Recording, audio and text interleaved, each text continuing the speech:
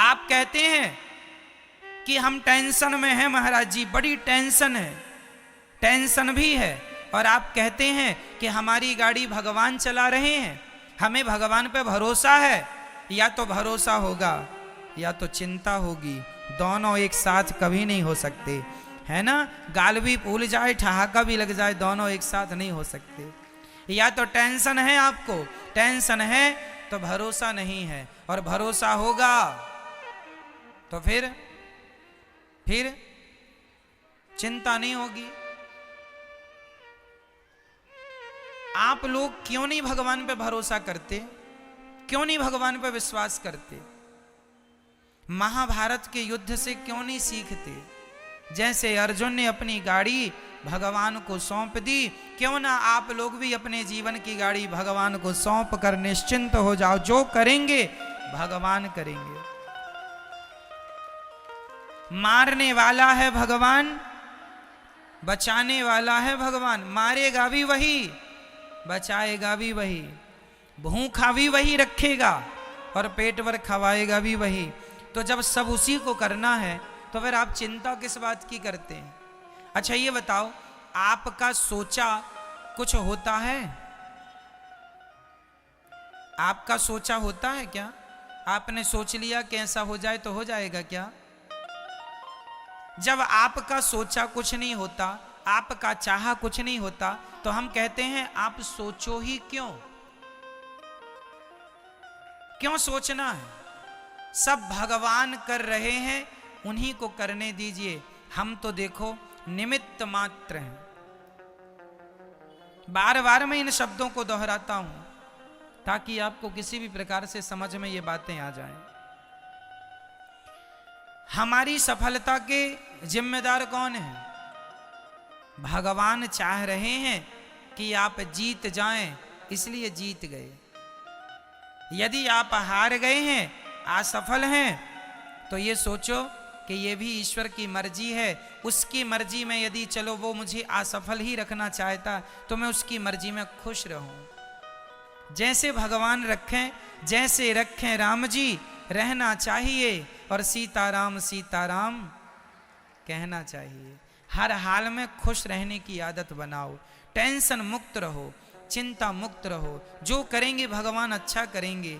एक पिता को चिंता होती है, महाराज मेरी बेटी सयानी हो गई है, बताओ मैं शादी करूं, लड़का ही नहीं मिल रहा है, महाराज जी बड़ी टेंशन है, बेटी का विवाह कैसे होगा? भाई लड़का देखो तो मन लगा के, कर्म तुम करो मन लगा के, चिंता ना करो, जब समय होगा अपने आप हो जाएगी, तुम कर्म करते रहो लेकिन चिंता ना करो। आप लोग चिंता करने लग जाते हैं। भैया को जगाइयो जरा। चिंता नहीं, चिंतन करना है। क्या करना है? क्या करना है मेरी मां? चिंतन। जो करने वाले हैं वो कौन है करने वाला? पितामह भीष्म ने प्रतिज्ञा ले ली, कल के युद्ध में पांडवों को मार डालूंगा। ये प्रतिज्ञा किसने ली थी महाभारत में? भीष्म पितामह ने। द्रौपदी दौड़ी दौड़ी रात्रि के 11 बजे आई, अरे कन्हैया सुन रहे हो, मेरे पतियों को मारने की प्रतिज्ञा पितामह ने ली है, बताइए मैं क्या करूं? भगवान बोले तू जान, तेरे पति जाने मैं क्या करूं, मैं तो युद्ध लड़ ही नहीं रहा हूं। द्रौपदी बोली मेरे पतियों की, पितामह की प्रतिज्ञा कभी अधूरी नहीं होती, पितामह सदा अपनी प्रतिज्ञा को पूरी करते हैं। हे दीन बंधु, हे दीनानाथ, हे नंद नंदन, हे श्याम सुंदर, मेरे पतियों की रक्षा कीजिए। भगवान बोले चलो अर्जुन से बात करते हैं। अर्जुन के पास गए तो अर्जुन बढ़िया खर्राटे दे के सो रहे थे, खर्राटे मार रहे थे, बढ़िया गहरी नींद में सो रहे थे अर्जुन। भगवान ने जगाया, अर्जुन जागो। अर्जुन ने कहा क्या हुआ, क्यों जगा रहे हो आधी रात को?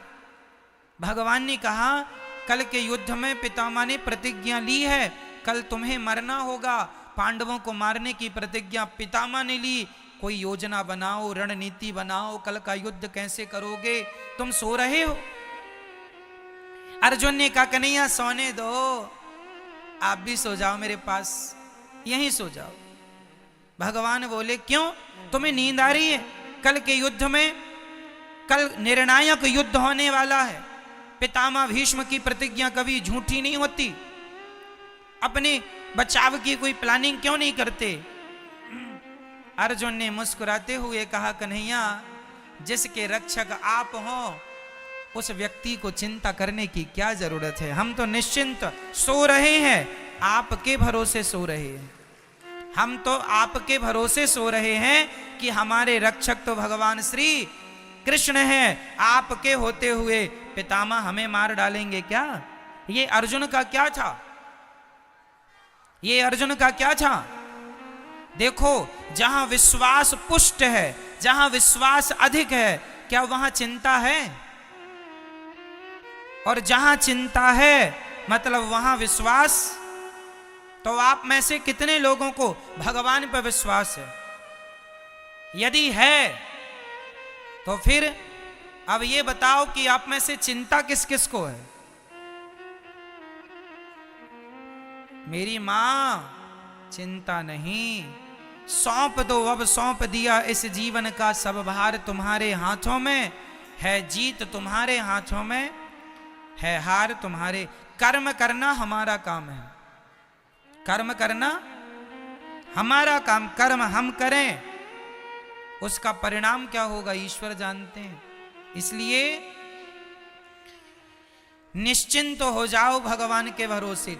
टेंशन नहीं, चिंता, खुश रहा करो, प्रसन्न रहा करो। ये सोचकर कि ये आज बताओ सूर्य भगवान आए, किसकी मर्जी से आए, आपकी या मेरी? बोलो मेरी मां। आज रात होगी किसकी मर्जी से? ईश्वर की। ये सृष्टि चल रही है किसकी मर्जी से?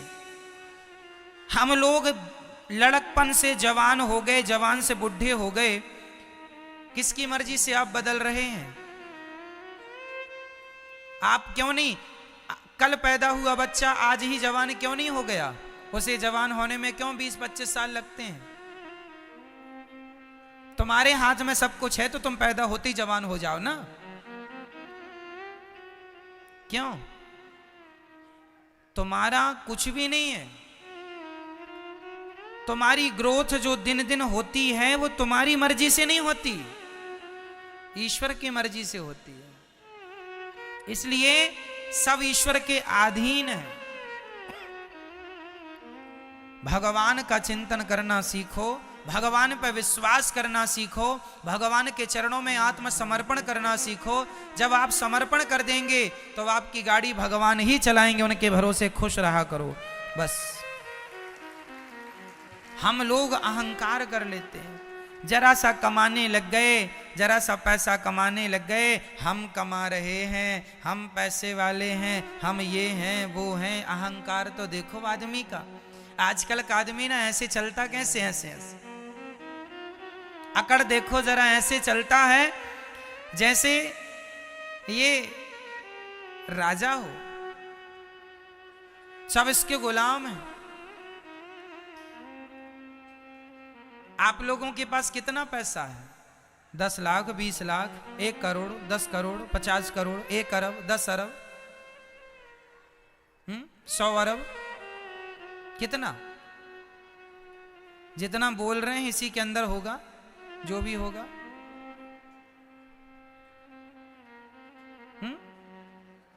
मेरी मां,